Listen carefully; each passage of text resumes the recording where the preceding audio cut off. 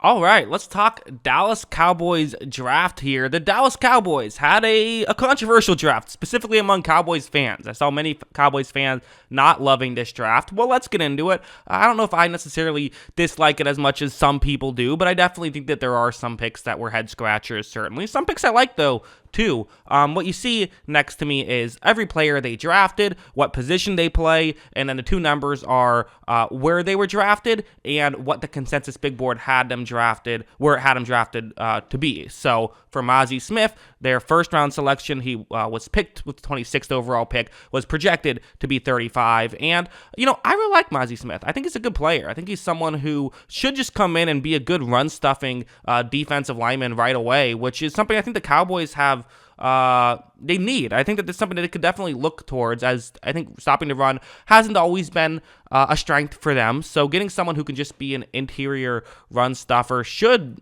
help them out a good amount. I mean, again, you have a few players who can help them, but you need a lot of guys there, so just getting another guy in the building who can do that, I'm a fan of it. It says it's a reach by 9 picks. That's fine. When we're picking at 26, I get it. They're picking for need a little bit, which I don't love to do, but it's not a massive pick for need. So I don't think many people had too much of an issue with that pick. I think the real issues came, it was really the next pick, the Luke Schoonmaker, which I got to be honest, I just didn't understand why they made this selection. He's someone who was 101st on the consensus big board, but they spent a 58 overall pick on him.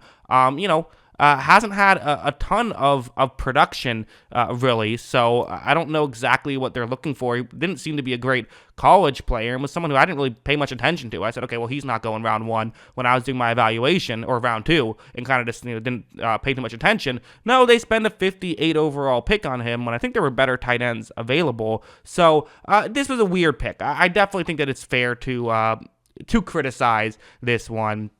Next up, they went with the Marvin Overshown linebacker. They picked him with pick 90.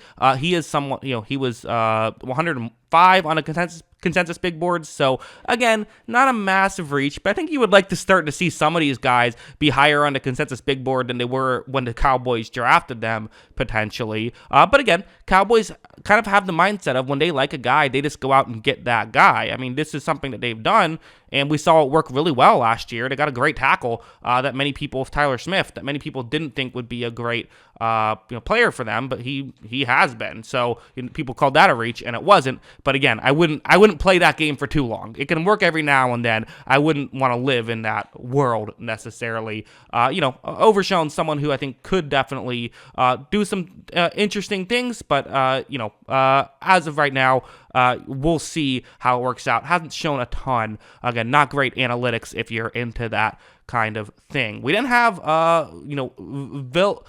Villamy Fecco, might be how you say his name. I apologize if it is not. He's another, I would say, very interesting prospect here. We're, picked at 129. We're talking about another kind of reach, but this one I'm not as insulted by, I guess. He's someone who, I think had some really good analytics, which is, good to see. Played at San Jose State, but, I think that there's some reason to believe he could be successful. He had good production in college, and at the edge rusher position, getting someone who has production is always something that I value very highly. So, while, again, maybe you don't have to draft him here. Maybe you can wait a little bit. I can understand the logic behind wanting to get someone who you feel like, again, they could use, I feel like, a rotational edge rusher. They don't need a starting edge rusher, obviously. You have Lawrence and Parsons. You're good. But, and again, I like Sam Williams a bit. I think Dorrance Armstrong and Dante Fowler are fine, but get another guy in the room. Those are positions that you need a lot of different guys to come through and be able to do some stuff. So, again, I would hate the selection if they did it, too early, but doing it now is when I can kind of get behind it. Again, a lot of this does come down to when do you make this selection. So, there you go. Asim Richards, another guy who, again, I'm assuming we're just going depth here. I don't have too many thoughts on Asim Richards as a player.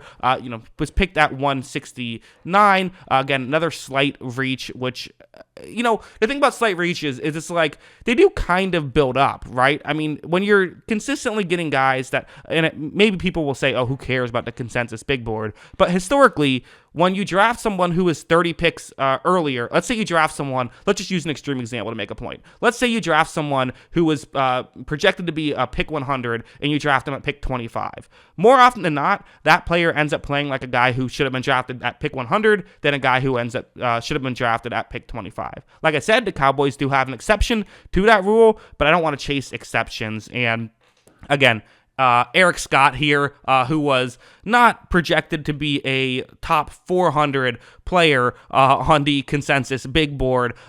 They select him, but I do also wonder a little bit with someone like him, is it possible they're just looking at him for special teams? So maybe he's not going to be a star, and maybe there's a valid reason why he fell in the consensus big board, but at the same time, there's reason to believe that he could be, just do a specific role potentially. I just wonder if that's the case. Hey, the one and only player who was higher on the consensus big board, or I guess had a better number on the consensus big board than when he was actually drafted. Deuce Vaughn, running back. Here we go. We got one for Dallas. What's happened here? Guy who last year was not his best year, but had 2 really good years, and I think goes closer to what he's supposed to go on a consensus big board if maybe those years were mixed, which for running backs, you do have a bit of fluctuality there. So just simply focusing on like production and things of that nature isn't a great idea, and I wouldn't pay too much attention to that stuff. I would probably pay more attention to, things like just watch the tape and seeing how good of a player he can be, which again, much better in 2021 and in 2022. So remains to be seen on exactly how good he can be, but definitely a very, very interesting player there. Finally, we have Jalen Brooks, who was picked with the 244th pick. And you might notice I don't have where he ranked on the consensus big board. I couldn't find him. I don't know where that was or where that was supposed to be, but I couldn't find him on the consensus big board. So I don't know if he just wasn't on there or if maybe they made a mistake or something. So I don't know. Pick 244.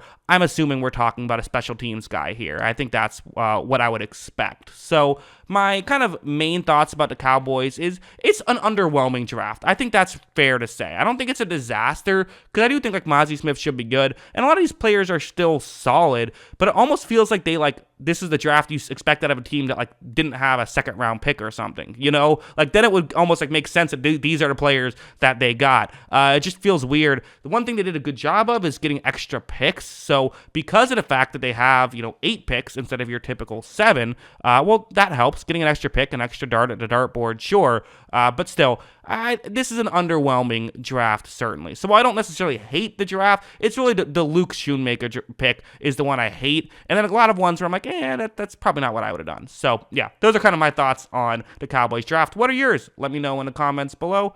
Always love hearing from you, and of course, as always, thanks for watching.